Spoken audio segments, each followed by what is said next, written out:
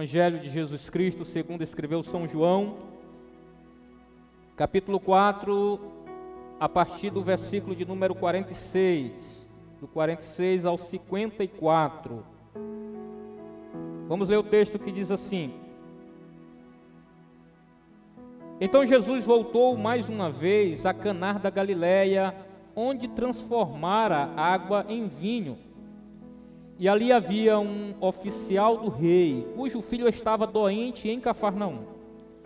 Quando ele ouviu que Jesus havia chegado à Galileia, vindo da Judéia, dirigiu-se até ele e lhe implorou que descesse para curar seu filho, que estava a ponto de morrer.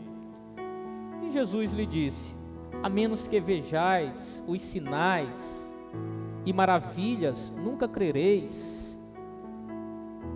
O oficial do rei disse a Jesus: Senhor, desce antes que o meu menino morra. Disse Jesus: vai, o teu filho vive. O homem creu na palavra de Jesus e partiu. Quando estava descendo a caminho, seus servos vieram ao seu encontro e lhes deram a notícia: teu filho vive. Então inquiriu deles a hora em que o menino havia melhorado, e eles lhe disseram: ontem, a hora 7ª, a febre o deixou. Assim o pai reconheceu ser aquela a mesma hora em que Jesus lhe dissera: o teu filho vive. E creu ele e todos os que viviam em sua casa. Este foi o segundo sinal realizado por Jesus depois que veio da Judéia para Galiléia. Como o próprio versículo de número 54 diz, este é o segundo sinal realizado por Jesus, ou pelo menos registrado por João no seu Evangelho, executado por Cristo Jesus. O início dessa epígrafe, o início desta unidade, mostra-nos duas informações que são fundamentais para entendermos a mensagem desse sinal. Juntamente com esse último versículo, diz que este foi o último sinal que Jesus realizou depois que veio da Judéia para Galileia. No versículo de número 1 diz: então Jesus voltou mais uma vez a Caná da Galileia, onde transformara água em vinho. Duas informações aqui importantes. Quando João mostra que Jesus veio da Judéia para a Galileia e depois para Caná, ele quer que façamos uma pergunta: por onde Jesus andou e o que ele andou fazendo? O que ele fez por esse período, ou nesse período que ele estava fora da Galileia? E a resposta para essa pergunta está depois do capítulo de número 2, versículo 1 ao 12, onde nós temos o primeiro sinal que estudamos na quarta passada, que no versículo de número 13 vai dizer que, estando próximo à Páscoa dos judeus, subiu Jesus para Jerusalém. Então Jesus estava lá em Caná, na região da Galileia. Ele opera aquele primeiro sinal e depois, por ser ocasião da Páscoa, ele tem que ir a Jerusalém. Nós sabemos que existiam 3 festas em Israel que todo judeu que morava num raio de 30 quilômetros tinha que ir, subir a Jerusalém. Então Jesus, não somente Jesus, mas todos ali da região da Galileia, inclusive aqueles que estavam em Caná, foram para Jerusalém para essa festa da Páscoa. E o que Jesus faz lá em Jerusalém? No versículo 13 ao versículo 22 vai mostrar que ele faz uma limpeza geral lá no templo. Ele pega um chicote de corda e começa a dar tacada lá naqueles que estavam no templo, os cambistas. Ele expulsa os bois, as ovelhas, as pombas, faz uma limpeza geral na casa de Deus, dizendo que ali não era lugar de comércio, mas ali era uma casa de adoração.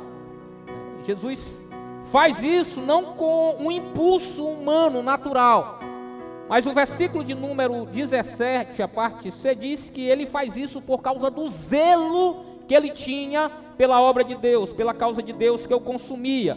fazendo assim uma citação lá de Salmo 69:10. E isto também fazia com que Jesus cumprisse aquilo que o salmista falou acerca dele, aquele que era zeloso com a causa do Senhor. Depois que ele faz essa limpeza, ele recebe a visita de um fariseu, lá por nome Nicodemos, e este homem é conduzido por Cristo a entender a necessidade do novo nascimento, não a partir da carne e do sangue, mas da água e do Espírito, fazendo citação de Ezequiel, capítulo de número 36, quando o Senhor fala que quando ele viesse fazer uma nova aliança, um novo pacto, ele viria com água e ele viria com o seu Espírito, fazendo referência à regeneração, o novo nascimento, que é exatamente aquilo que ele vai apontar para Nicodemos. Jesus passa um tempo lá na região da Judéia, em Jerusalém, e depois ele volta para Galiléia. Mas antes de passar pela Galiléia, ele vai a Samaria, lá na cidade de Sicar, capítulo de número 4. E lá nessa cidade, na beira do poço de Jacó, ele tem um encontro com uma mulher, que é conhecida como a mulher samaritana. E Jesus começa um diálogo com essa mulher, e nesse diálogo ele leva essa mulher a reconhecer quem ele é. Ela começa a conversar com ele dizendo: tu és judeu. Mas na frente ela diz assim: eu vejo que tu és profeta. No final da conversa assim: eu vejo que tu és o Cristo, o Messias. Então, a partir de um diálogo que Jesus tem com essa mulher, ela é conduzida a reconhecer quem é Jesus, o Filho de Deus, o Messias, o Salvador. Ela vai para a sua aldeia e comunica essas boas novas para todos ali, que vêm até ele e também o reconhecem como Messias, como Cristo. É interessante isto, porque em Samaria, Jesus não opera sinal nenhum, Jesus não opera milagre nenhum. Ele simplesmente conversa, ele simplesmente fala, ele simplesmente prega, e isso é o suficiente, a sua palavra é suficiente para convencer aquelas pessoas de que ele é o Messias. Isso não aconteceu nem na Galiléia e nem na Judéia. Quando Jesus volta, quando Jesus retorna para a Galiléia, veja no versículo de número 45 do capítulo 4. Assim, quando chegou a Galiléia, os galileus o receberam. A ideia aqui é que eles fizeram uma grande festa. Eles ficaram muito felizes em receber Jesus, em ter Jesus no meio dele. Agora, por quê? Essa é a pergunta. O versículo vai continuar. Porque viram todas as coisas que ele fizera em Jerusalém. Mas o que foi que Jesus fez em Jerusalém? Ele só limpou o templo e conversou com a mulher samaritana? Não. Veja no versículo de número 2:23. Estando ele em Jerusalém, durante a festa da Páscoa, muitos, vendo os sinais que ele fazia, creram em seu nome. Lá em Jerusalém, João não registra, mas Jesus curou o cego, expulsou o demônio. Jesus fez sinais, prodígios e maravilhas ali em Jerusalém. E por causa desses milagres, por causa dessas experiências, por causa dessas manifestações, é que os galileus agora recebem ele com maior festa, com maior alegria. E essa é a primeira informação que nós precisamos ter. O contraste entre os samaritanos e os galileus. Os galileus recebem Jesus por aquilo que Jesus pode fazer, por causa dos seus milagres. Os samaritanos recebem Jesus por aquilo que ele é. Só pela sua mensagem eles reconhecem que ele é Deus. Essa primeira informação a gente tem que ter em mente, porque ela será importante para entendermos o milagre, o sinal. Depois ele vai falar, a outra informação está relacionada ao local. Ele vai a Caná da Galileia, onde transformara água em vinho. João quer que voltemos ao primeiro sinal, porque a mensagem desse sinal, ela está alinhada com a mensagem desse segundo sinal. João quer que façamos uma retrospectiva e tenhamos na mente, na memória, qual é a mensagem do primeiro sinal: transformação da água em vinho. Esse milagre de Jesus, o milagre em si, é algo espetacular, é algo sensacional, é algo que realmente mostra a glória e quem Jesus é. Aquelas 6 talhas foram transformadas de água, que estavam cheias de água, cerca de 720 litros de água, foram transformadas em vinho. A ciência, ela sabe a equação para que esse milagre aconteça. A ciência já pode demonstrar, no sentido teórico, como é possível água transformar-se em vinho. Todos nós sabemos a fórmula química da água, né? H2O. Água é uma molécula de átomo com 2 átomos de hidrogênio e 1 de oxigênio. Isso é a água. O vinho, além de ter muito mais hidrogênio e oxigênio, também tem carbono, também tem nitrogênio e outros elementos. Para que a substância água se transforme em vinho, é necessário que aconteça uma reação chamada de fusão e fusão nuclear. O que isso significa? Esse átomo precisam ser quebrado, os prótons, os nêutrons e o elétron precisam ser separados e depois precisam ser reorganizados, adicionado o carbono, o nitrogênio e os outros elementos. Simples assim. O problema é que para haver essa fusão e fisão, é necessário uma força descomunal. É necessário um poder que não existe na Terra. A ciência diz que para isso acontecer, é necessário que todas as estrelas da Via Láctea, cerca de 200 bilhões de estrelas, canalize toda a sua força durante um dia inteiro para ser spot de águas, para no final do dia acontecer a transformação de substância. Jesus só disse assim: pega a água e leva lá pro... E a água já estava transformada em vinho. Ele é Deus. Simples assim.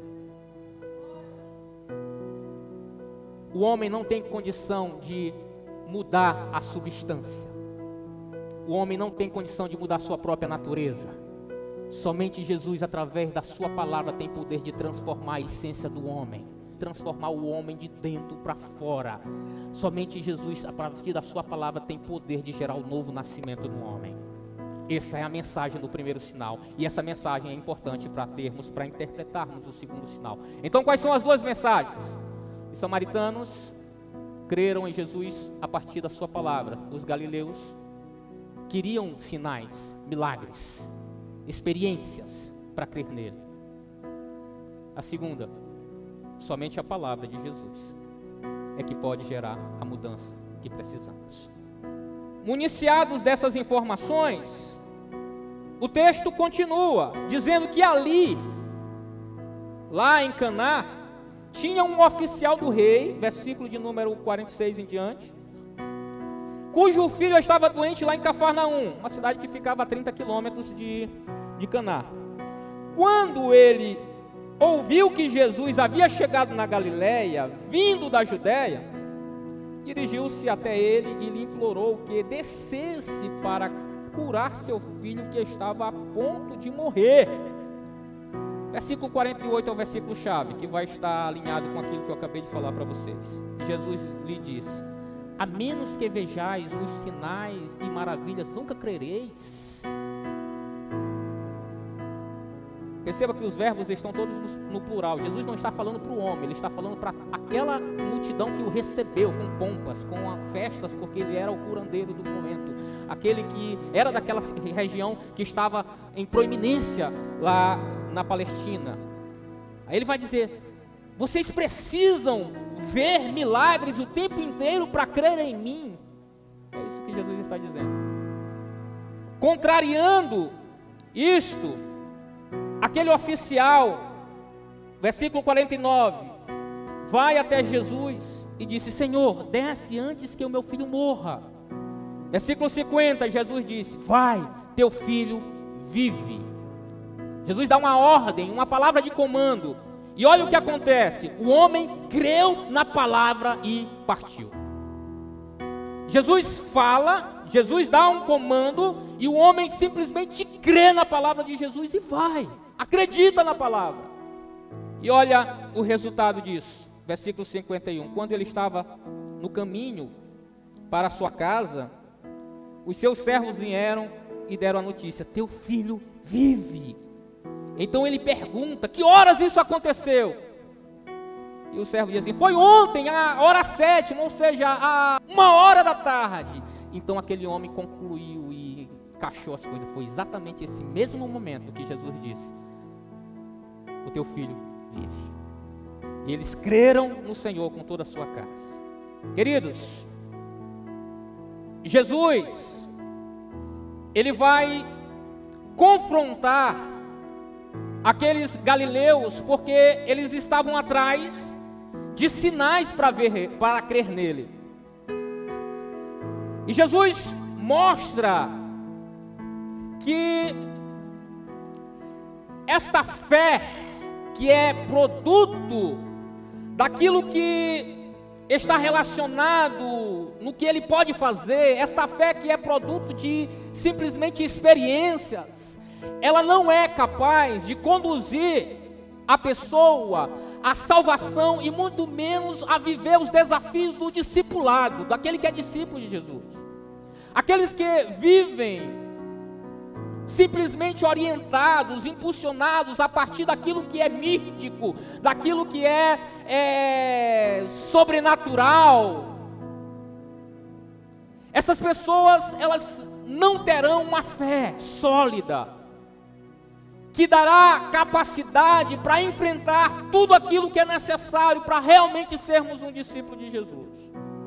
Lá no capítulo de número 6, versículo de número 22 até o 69, a Bíblia vai mostrar que depois de Jesus operar um outro sinal, multiplicar os pães e os peixes e alimentar uma multidão que estava ali com ele, Jesus parou por um momento de fazer milagres e começou a pregar, falar, olha, eu sou o pão da vida, eu sou o pão que desceu do céu, aquele que comeu de mim e tal, e começa a falar, e aquelas pessoas que estavam ali depois de se alimentar, assim, esse discurso é muito chato, isso é muito enfadonho, isso é muito duro pra gente, e começou a sair um, começou a sair outro, começou a sair um, começou a sair outro, certo que ficaram só os discípulos, e Jesus vai dizer assim: vocês também não vão com eles?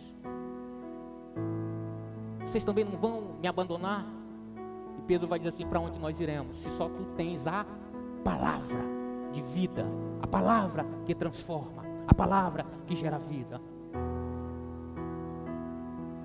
É somente a palavra de Deus que pode gerar uma fé sólida, substancial, que nos levará à salvação, à vida eterna e uma vida alinhada com um verdadeiro discípulo do Senhor Jesus. Quando Jesus manda a palavra e o filho daquele oficial a 30 quilômetros é impactado pelo poder dessa palavra e passa da morte para a vida, da doença para a saúde, o que João quer nos mostrar é que realmente a sua palavra tem poder de vivificar o homem. Somente a palavra de Jesus tem poder de trazer vida ao homem. E quando nós falamos em vivificar, nós falamos de mudança de estado. Quando nós falamos em vivificar, nós falamos de cura interior.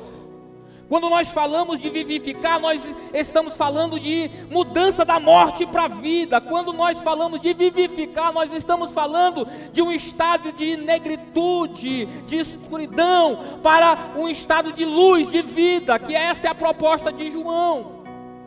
Ele vai dizer no capítulo 5, versículo 21, pois assim como o Pai ressuscita os mortos e os vivifica, assim também o Filho vivifica aqueles a quem Ele quer. Versículo de número 24, em verdade vos digo, quem ouve a minha palavra e crê naquele que me enviou, tem vida eterna, não entra em condenação, não entra em juízo, mas passa da morte para a vida. A palavra do Senhor tem poder de nos purificar e nos levar a um relacionamento com o Senhor. Queridos, hoje nós não temos mais Jesus andando por aí. Nós não temos mais Jesus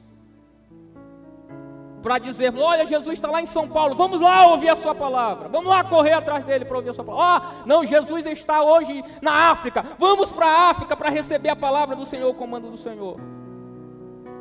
Vamos lá para a Maiobinha, porque lá tem a palavra. Não, Jesus não está mais presente entre nós.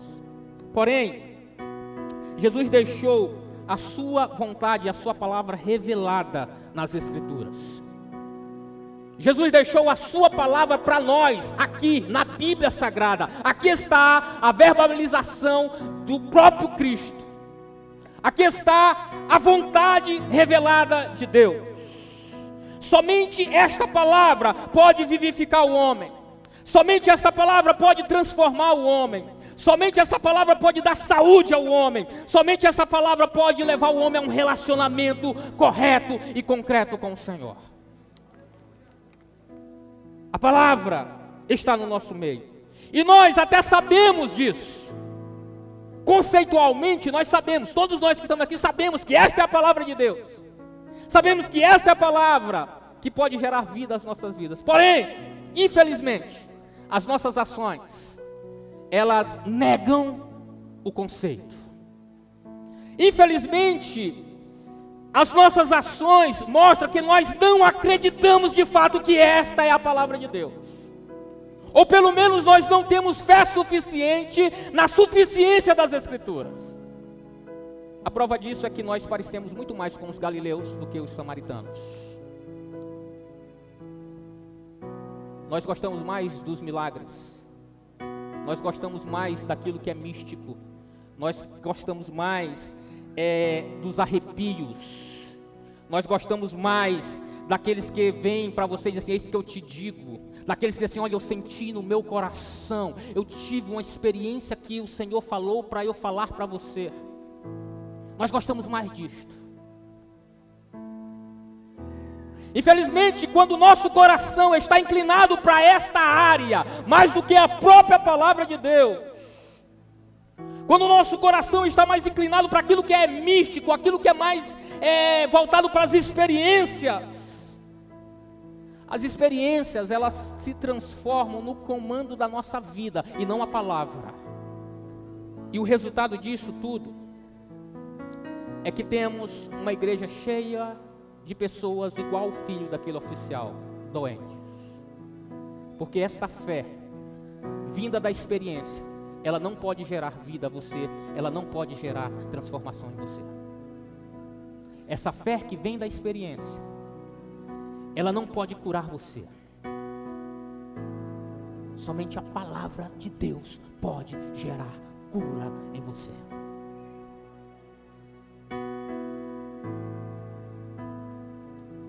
Infelizmente, a prática mostra que nós somos mais inclinados para aquilo que é místico. As pessoas correm atrás de movimentos, as pessoas correm de um lado para o outro atrás de profetas, de profetisas, onde sabe, lá na Maiobinha tem um profeta lá, corre para lá atrás de profeta para ouvir Deus falar, Jesus falar.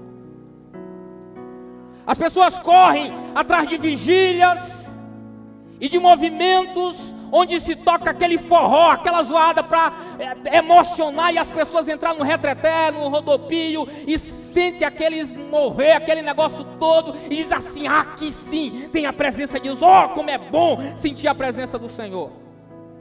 O problema é que no dia seguinte a doença da alma continua. No dia seguinte o pecado está lá no mesmo jeito sendo domesticado. No dia seguinte, a falta de força para orar, continua lá. A falta de força para ler a palavra, continua com ele. No dia seguinte, a falta de força de seguir ao Senhor, uma trilha de santidade, de fidelidade, de lealdade. Experiência que ele vive. E Jesus continua chamando a atenção. Quer dizer que vocês só querem saber de milagres, só querem saber daquilo que eu posso fazer. Vocês não querem realmente saber quem eu sou para se relacionar comigo?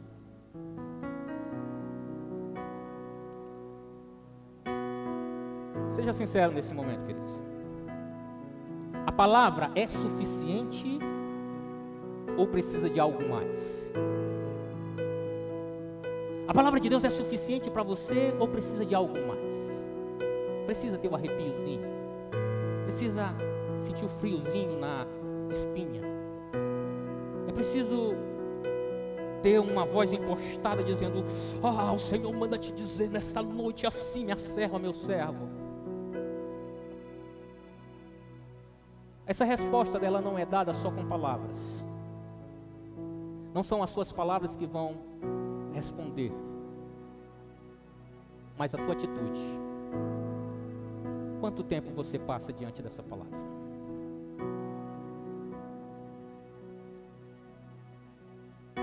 Você quer ouvir Deus falar, mas não abre a palavra de Deus? Você quer receber um comando de Deus, mas não abre a palavra de Deus? Qual é o valor que você dá à Bíblia Sagrada? Você tem ela mesmo como aquela mesma palavra do verbo que veio aqui, se fez carne, tabernaculou e esteve no nosso meio dando comando? Você tem mesmo isto como convicção, como fé, como certeza? Ou é a tua atitude que mostra o quanto você realmente valoriza essa palavra? Pastor Eric, eu não consigo, eu não tenho força. Você está doente, infelizmente essa é a realidade. Quem está doente? Aquele jovem estava com febre. Quem está com febre, febre não é doença, é um sintoma, possivelmente alguma infecção. E pelo jeito que o homem clama até Jesus, vai até Jesus, aquela infecção era uma infecção generalizada, era algo mortal. E quem está dessa forma não tem outra disposição a não ser ficar deitado. Ele não consegue, nem tem apetite para se levantar e comer, ele não quer nada. Ele só quer ficar deitado, parado. Pastor Eric, eu não tenho vontade de ler, eu não tenho vontade de orar, eu não tenho vontade de me congregar, não tenho vontade, sabe, é um esforço muito grande. Isso é sintoma, queridos. Você tem vontade de ir para o shopping, você tem vontade de ir para a praia, você tem vontade de viajar, você tem vontade de comprar roupa, você tem vontade de fazer tudo, e isso te dá prazer, mas não tem, e estar diante do Senhor é sintoma de doença.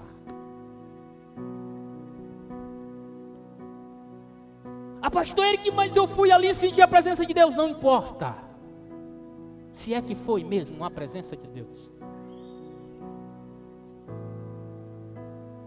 Enquanto você não se voltar para a palavra, para ser curado na palavra, você viverá exatamente a experiência que você está vivendo. Fraco, enfermo e dormindo. É o que Paulo vai dizer em Coríntios. Se você quer ser curado, você precisa de um comando de Deus. E esse comando você vai encontrar na palavra do Senhor. Entenda isso, crente. Esta palavra é viva e eficaz. Esta palavra tem poder de gerar vida à minha vida. Esta palavra tem poder de me sarar. Essa palavra tem poder de me transformar. Esta palavra tem poder de me levar a uma experiência a partir dela de intimidade, de relacionamento com o Senhor.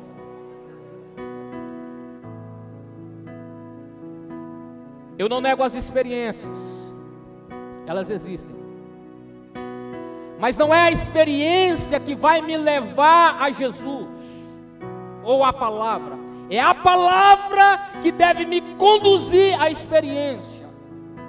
O homem vai até Jesus e diz: Senhor, meu filho está doente. Jesus manda uma palavra: o teu filho vive. Ele vai. Depois que ele vai, de acordo com a palavra, o comando, ele tem a experiência e vê que realmente o que Jesus falou aconteceu. Você precisa desesperadamente dessa palavra, queridos. Mais do que o ar que você está respirando. Porque dela define a sua existência, a sua caminhada espiritual. A experiência, ela é necessária, mas a partir de uma consciência pautada na própria palavra, que vai gerar emoções reais, que a palavra gera em você a partir do entendimento que você tem de quem Ele é, do seu poder.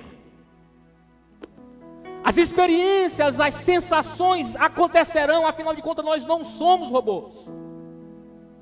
Mas isso precisa ser a partir de uma consciência da vontade dele.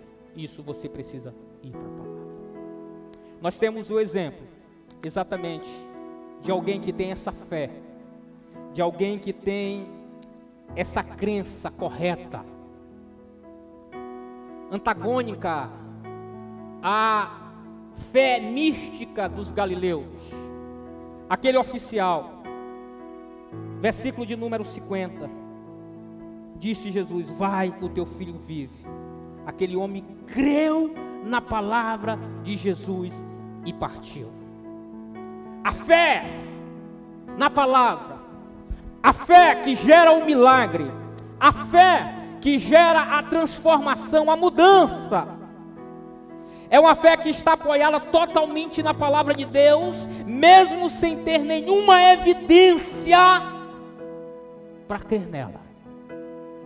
É a fé que acredita na palavra de Deus, mesmo que não tenha nenhuma garantia de que ela se cumprirá. Isso é fé na palavra. O mundo inteiro está indo para a esquerda, se dando bem, tudo dando certo, e a palavra mandar eu ir para a direita e tudo está dando errado na minha vida. Eu continuo andando para a direita porque simplesmente a palavra me manda para ir para a direita. Isso é fé. Isso é acreditar na palavra. É essa fé que nós precisamos. Essa fé que é a fé operante, que gera um milagre dentro de nós. Essa fé que faz eu abandonar qualquer experiência, não viver por vista, mas viver pelo comando do Senhor. Eu e você precisamos dessa palavra, queridos. A palavra de Deus tem exatamente o comando que nos levará à vida, nos levará à saúde, nos levará ao milagre que precisamos. Não é a palavra de algum profeta, de alguma profetisa que vai te dar o comando que você precisa para o milagre. Não é a palavra de alguém que sentiu no coração dizer alguma coisa para você. Não é a palavra de um líder, de um pastor, de um homem que vem com os seus conceitos filosóficos, psicológicos, que vem com as suas próprias opiniões, tentar aconselhar você a ter atitudes que agradam ao Senhor. Não é esse tipo de palavra que gera mudança. Nós estamos cheios de pessoas nos nossos dias que focam nessa questão da autoajuda, de uma palavra que coloca as pessoas para cima, de uma palavra que massageia o ego, de uma palavra que eles dizem que é rema, a palavra revelada que vai determinar o teu milagre, a tua cura. Não é esse tipo de palavra que vai gerar o milagre, não. Paulo, quando fala a Timóteo, ele vai dizer: Timóteo, ele não vai dizer assim: Timóteo, prega filosofia, prega psicologia, prega autoajuda, prega uma palavrinha que vai colocar as pessoas para cima, prega uma palavrinha que as pessoas vão se sentir gigantes, águias, indestrutíveis, né? As pessoas vão se sentir cabeça e não cauda. Não, ele diz assim: prega a palavra, porque é esta palavra que vai gerar o milagre, vai gerar a vida. Queridos, no final desse evangelho, lá no capítulo de número 20, Jesus vai dizer que aqueles que atendem ao comando de sua palavra e valorizam a sua palavra serão bem-aventurados. E a palavra bem-aventurado significa alguém que é pleno, alguém que é curado no interior, alguém que é realizado, alguém que é totalmente satisfeito no Senhor. Quando Jesus morre e ressuscita, aparece para alguns dos discípulos e Tomé não estava no meio deles. Os discípulos correm para Tomé para contar as boas novas: olha, Jesus ressuscitou, Jesus está vivo. Tomé diz assim: eu não acredito, se não primeiro olhar as marcas nas suas mãos e colocar os dedos na sua lateral. 9 dias depois, Jesus aparece para Tomé e diz: Tomé, olha aqui as minhas marcas, olha aqui as minhas feridas, Tomé reconhece e se prostra: Senhor meu e Deus meu. Jesus então vai dizer: Tomé, porque vistes, acreditastes. Bem-aventurado os que não viram e creram. Creia em Jesus, o Filho de Deus. Você não precisa de um sinal, você não precisa de um milagre para crer em Jesus e na palavra de Jesus. O que estar aqui já é suficiente para você saber quem Ele é. E uma vez sabendo quem Ele é, o projeto e o propósito de João, no capítulo 20, versículo 30 a 31, é que aqueles que são levados por Cristo a entender a mensagem, crer nele e se entregar a Ele através da palavra dele, desfrutarão de vida e vida eterna. Você que está aqui nessa noite, que tem dado desculpas para não meditar na palavra, estudar a palavra, entenda uma coisa, queridos: você só será curado no seu interior dessas angústias que você tem na alma, da sujeira que você tem no coração, que te inclina e te seduz a fofocar, a mentir, a murmurar, a caluniar, a fazer contendas, que te dá também a capacidade de dar ouvidos a fofoqueiro, porque só existe fofoqueiro porque tem quem escute. Você que vive uma vida totalmente desregrada, longe daquilo que realmente é o padrão de alguém que é discípulo de Jesus, sarado na alma. Você não vai ser curado enquanto você não valorizar essa palavra, enquanto você não se debruçar diante dela, até que você chegue ao estágio de dizer: oh, como eu amo a tua palavra, ela é a minha meditação de dia e de noite. Ah, pastor, eu não tenho tempo, é tantos afazeres, é tanta coisa para eu fazer que eu não tenho tempo. Lutero pensava diferente de você. Lutero, quando tinha muita coisa para fazer, muitas decisões para tomar durante o dia, quando ele tinha um dia todo comprometido com afazeres, ele dizia assim: eu não poderei,